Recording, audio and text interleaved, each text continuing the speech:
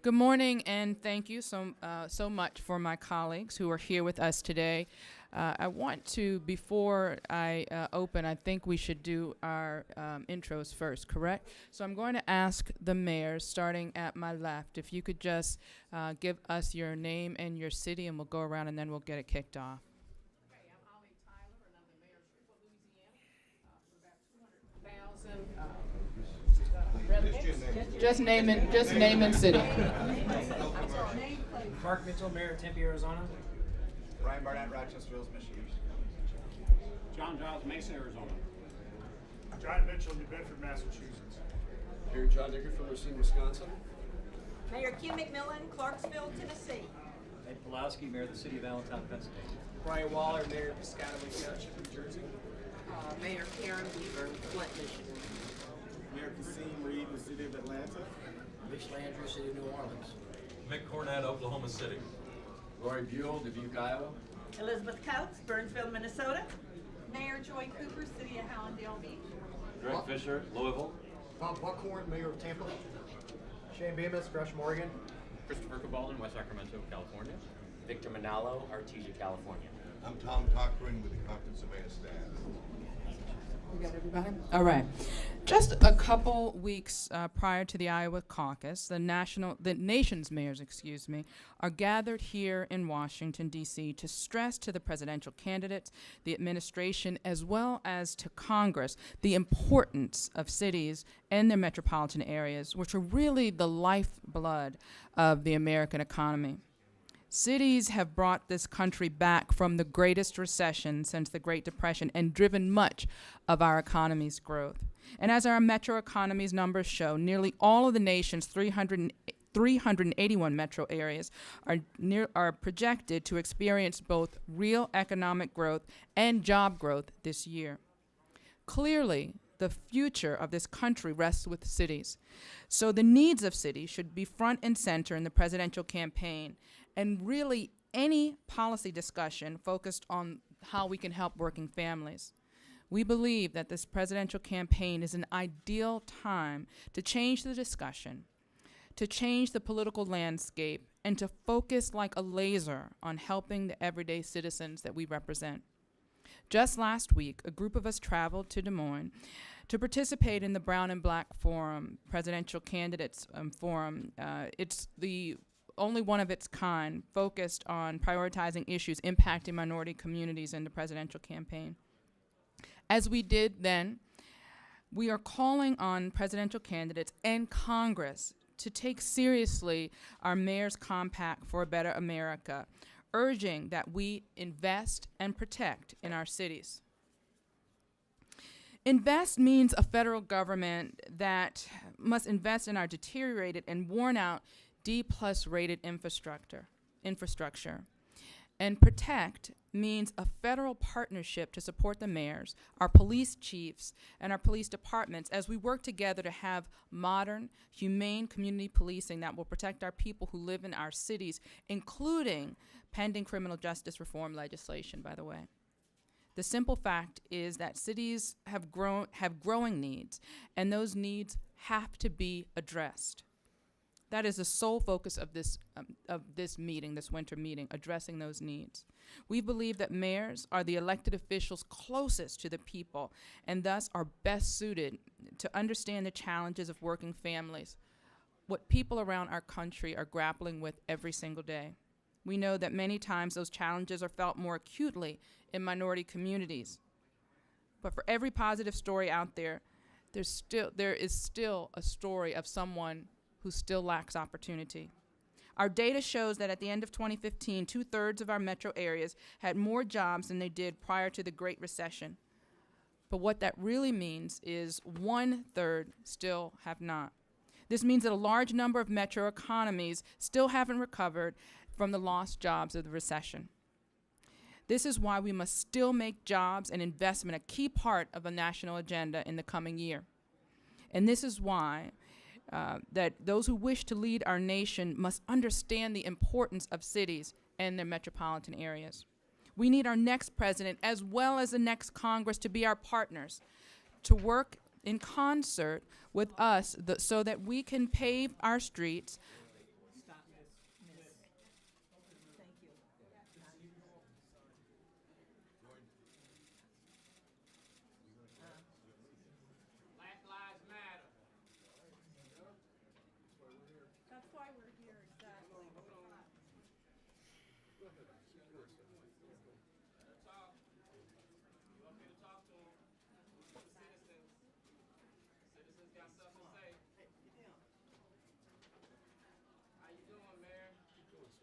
All right. So we need our next president as well as the Congress to be our partners, to work in concert with us so we can pave our streets, build more affordable housing, reform our police departments, and create good-paying jobs for those who need them. We are a nonpartisan group, and the one thing we know more than anything else and more than any other group is in the political sphere right now is how we must work together. Our collective message, if you really care about the financial health of this country and the well-being of the people, should be to care about the cities. You definitely need to work with mayors. I want to thank you very much. And next, we will have our Vice President of our organization, Mayor Mick Cornett.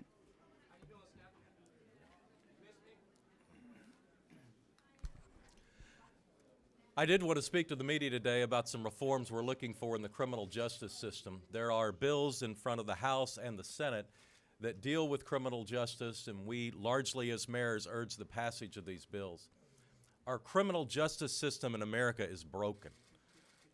It is not unusual in a local jail in the United States for 80% of the people inside the jail to be still determined innocent of their crime, not have been convicted. 70% of the people inside the jail are in there for misdemeanor situations. States are largely weaning out of the correction system. They are reducing their budgets. They are spending too much time, or not enough time, working on the recidivism issues. Do we need to stop the press conference until? Okay. All right. There are a lot of issues involving reentry programs in America that are not being addressed. At the local level, these issues are falling upon the shoulders of our law enforcement people and our judicial system and mayors that are in this room. We need reform in criminal justice, and it starts at the top, and we would urge Congress to strongly consider the two bills that they have before them. Thank you very much. We'll now hear from our second Vice President, Mayor of New Orleans, Mitch Landrieu.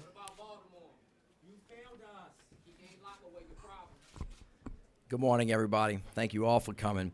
I want to thank all of the mayors for joining with us today, of course, to our president, to Mayor Mick Cornett, to Tom Cochran, who's our executive director, and to all the mayors who have joined with us today. In 2015, all of the mayors from across America, Republican and Democrat, from large and small cities, came together. We talked about national security. We talked about public safety. We talked about criminal justice reform.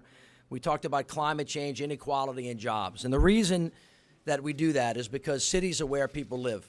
It's where government really hits the streets. It's where we find a way to make sure that things work all over the United States of America. And in particular, the mayors have come together during this presidential race to put together the Mayor's Compact for a Better America and ask the presidential candidates, members of Congress, and of course mayors and governors from across America to think about making ways, finding ways to make cities better, whether it's protecting our streets, our neighborhoods, our national borders, to investing in our transportation system, which everybody knows is substandard, fixing the immigration system, and of course the criminal justice system that we are all working on as we get through the issues that we're talking about. So the mayors are going to join together across America. We're going to talk about ways to fix the problems that make the lives of our citizens better. We're going to continue to work together and ask the presidential candidates to address the issues that are problems for the cities in the United States of America, so that we can make sure that we solve the problems where it matters the most. Thank you very much. Thank you very much. And now we'll hear from the Mayor of Atlanta, Mayor Kasim Reed. Well, first I want to thank Mayor Rawlings Blake for her leadership of our organization. I also want to thank Tom Cochran for his leadership. We thought it appropriate today because last month the Congress, in a bipartisan fashion, passed the FAST Act. And all of the mayors who are in front of you literally worked tirelessly to try to get an appropriate transportation bill passed. And we view this as real progress. So Congress has funded a $300 billion 5-year bill. It's not what we all wanted, but we think it's the opportunity for a breakthrough for real job creation in the United States. What we all know and agree on is that if we get back to the basics, dealing with our transportation infrastructure system in a bipartisan manner, the way that it used to be done, there are between 10 to 12 million very good jobs for people all across the United States of America. And now that Congress has passed the FAST Act, we need them to take the next step as we enter the presidential election phase. And that really is to get more power to mayors locally, because we have the ability to fund projects that are closer to where people actually live. I say all of the time that cities are where hope meets the street, and mayors are at the center of action for that. So we wanted to acknowledge the hard work that was done by Congress on FAST Act, but to ask them to take the next step and to push more local funding directly to mayors so that we can continue to push down unemployment and continue to keep the GDP of the United States of America growing and growing. Thank you. Thank you. Next, we'll hear from the mayor of Flint, Michigan, Mayor Weaver. Thank you. I'm happy to have this opportunity to talk with you all. You've seen what's been going on in the city of Flint, Michigan. I'm glad that we're getting the attention that we finally deserve to have, but if you've been keeping up with what's going on, this is something that in April will have gone on for 2 years now, that we haven't had clean, affordable water in the city of Flint. Our kids have been damaged by this lead poisoning that's been going on, and what we've been doing is asking the governor, the state, to be accountable. I know that you've seen there have been some resignations going on at the top level of Michigan Department, and these are some good first steps. Last night was the state of the state. Those are some good first steps, but Flint needs more help. And so that's one of the reasons I was glad to be here, because it gave me the opportunity to talk with the president as well about what's going on in the city of Flint. Our congressional delegation was together today. Resources are being sent to Flint as we speak. There are resources that we need, but it is still not enough. So one of the things we know has to happen is to hold the state accountable. There's money there, and Flint needs to be made a priority about how these funds are distributed. This is something that nobody should have to deal with. Everybody should have clean water.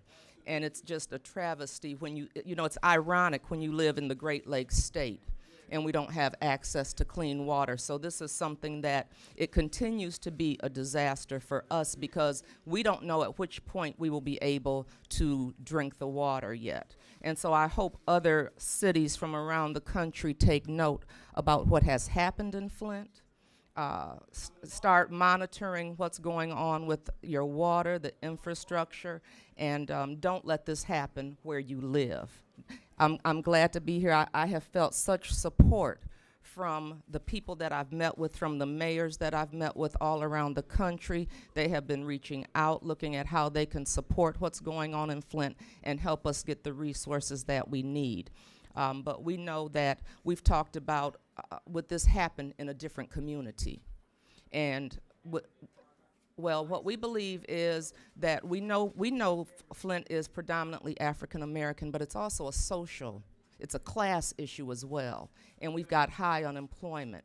And so we just need people to step up and speak out about what's going on in Flint. But I'm really glad to be here, because I know we're going to get more resources. I'm going to get to talk with the people that I need to talk with, and we're going to do everything possible to continue to move Flint forward and get us clean, quality water. Thank you so much.